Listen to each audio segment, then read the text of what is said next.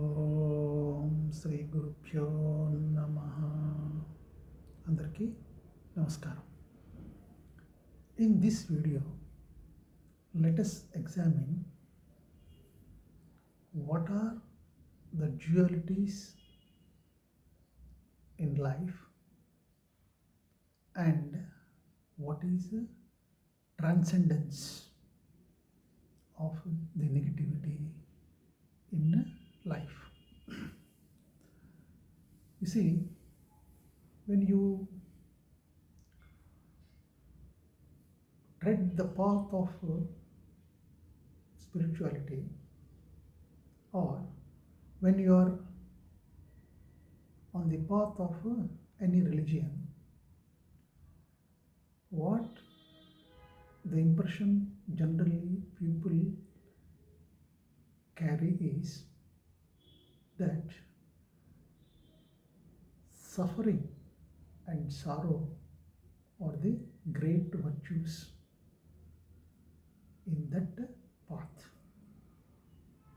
I mean, in the path of religion or spirituality. So, whatever we have read or whatever we have heard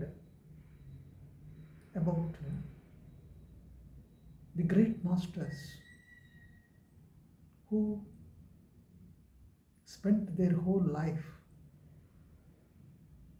in search and realization of that merciful divinity, we find that they have undergone lot of suffering in their pursuit of the Lord. So, what the impression we carry is everybody, whoever treads that path, has to undergo the suffering and sorrow, and not only that, they are the great virtues. But if you take the life and teachings of Lord Krishna, this view of suffering and sorrow is bound to shatter away in all its totality. You see, the life of Krishna, since his birth, is full of misery and suffering in the eyes of a common and ordinary man, because he is born in a prison under the life threat of his own uncle, maternal uncle Kamsa. All that. You all know the whole story of Lord Krishna. But in spite of all that, you can see the Lord smiling all the while throughout his life. How he could smile, you say, because he is a Lord incarnate, he could smile. But if you remember and you recall that Lord Rama has wept when Sita was abducted by Ravana. He has Lord Rama has shown how a human being suffers when his beloved was abducted and all that. So, but whereas in the life of Krishna, Krishna showers a perennial smile on his lips at all times and in all circumstances. So, how he could cultivate, born as a human being, that kind of perpetual bliss, joy, and perennial smile in life. Here, because Krishna, Lord Krishna, has accepted the dualities of life, pain, pleasure, etc. He accepted both. But in both the situations, he never kept smiling. All through, he was only smiling. So the point is, even when he spent his childhood at Gokulam with Mother Yashoda and Nanda, so he had a happy childhood. He spent his life happily in spite of all the life threats which he faced at that time. So, not only he protected himself, he protected all the people in the Gokulam around him. So, even when he was a child, he played so many pranks, childish pranks, and amused his colleagues, friends, and the neighborhood. Not only that, even the cows and the nature. So, we could notice that all through his childhood, he was only laughing, dancing, and made the life and lived a life of celebration.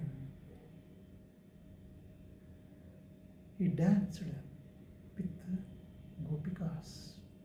He saved the people. He killed the demons.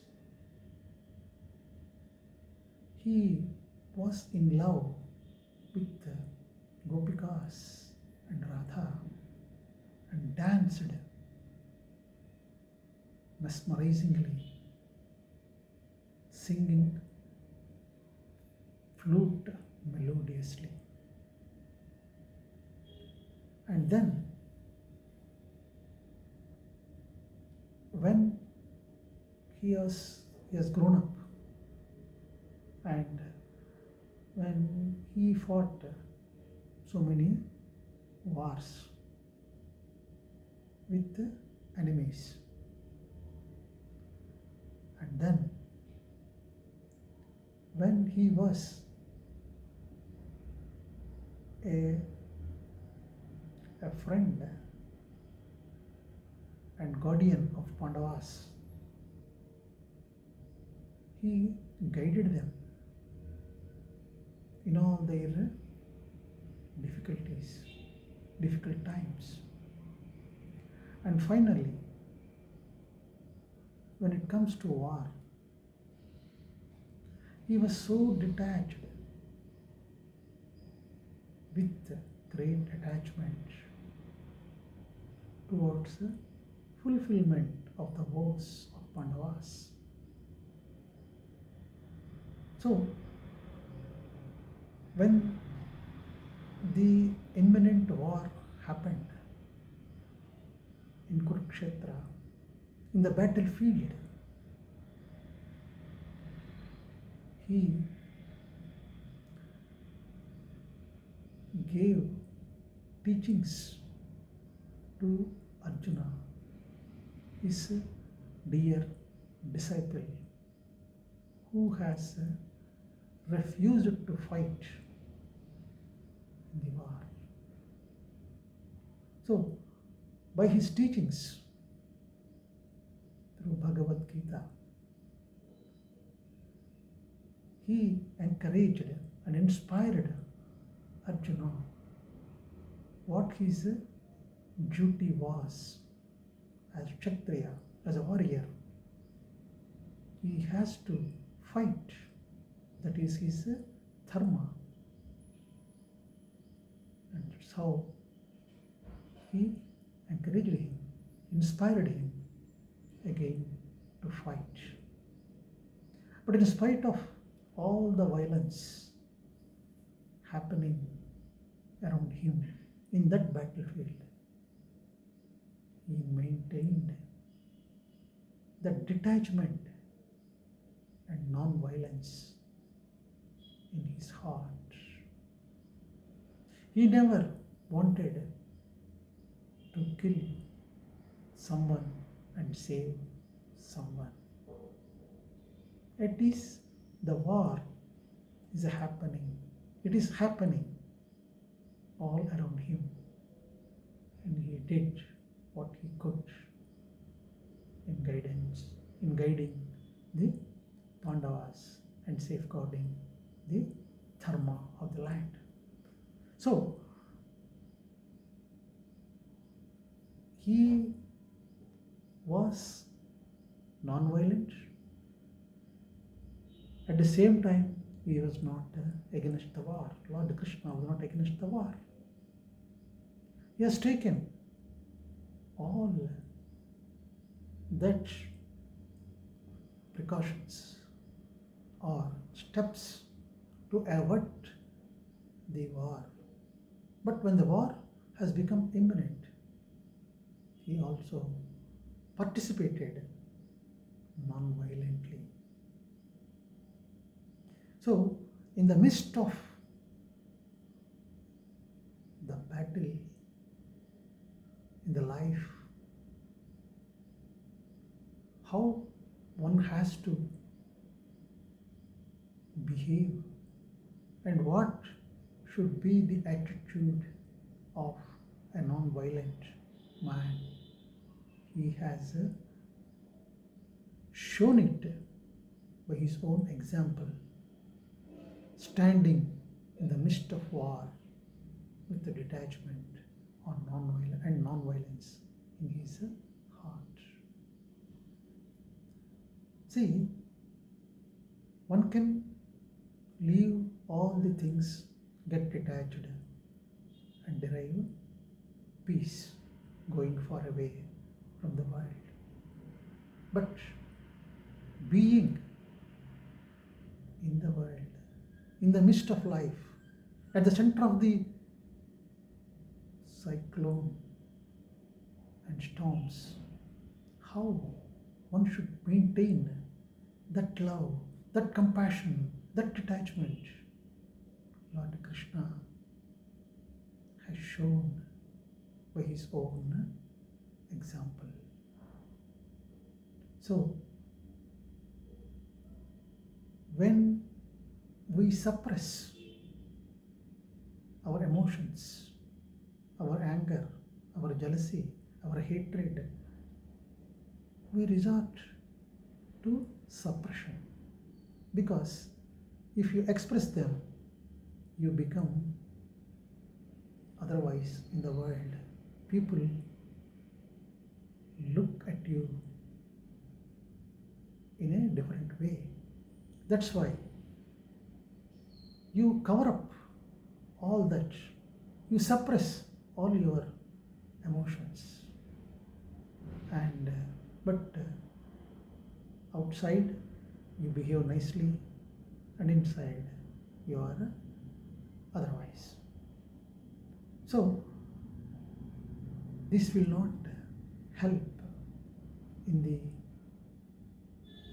evolution of your consciousness. Suppression will not help you in any way. It is not the suppression, and if you express those emotions, you become a unwanted man in the world. So, what is the way out? Emotions are natural. You have to transcend that hatred, that jealousy, that anger. And when you transcend, how can you transcend? By suppression. No, you cannot suppress and then transcend those feelings.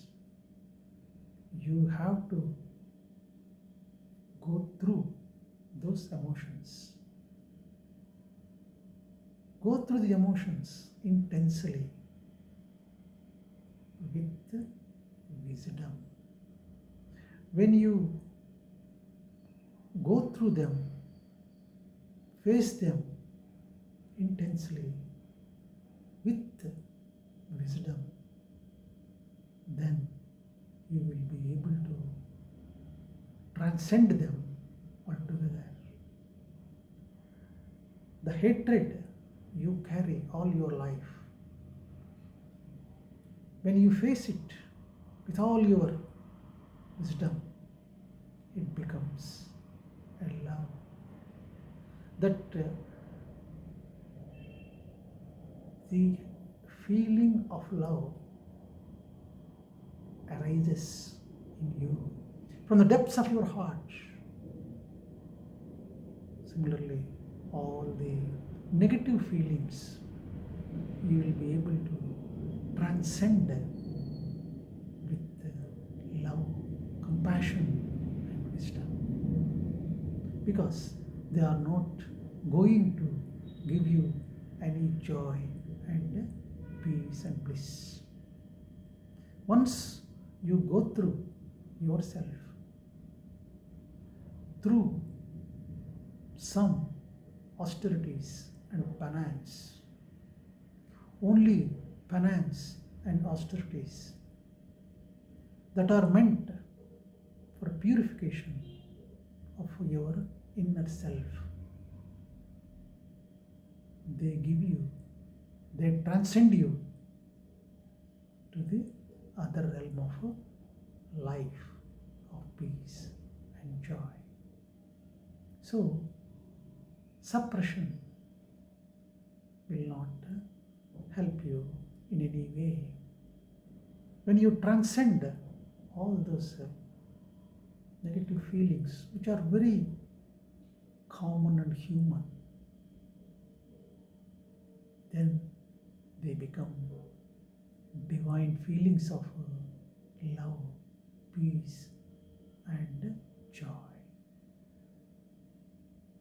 So, Lord Krishna and his teachings are very imminent, and they are very practical to apply to the realities of life of a man.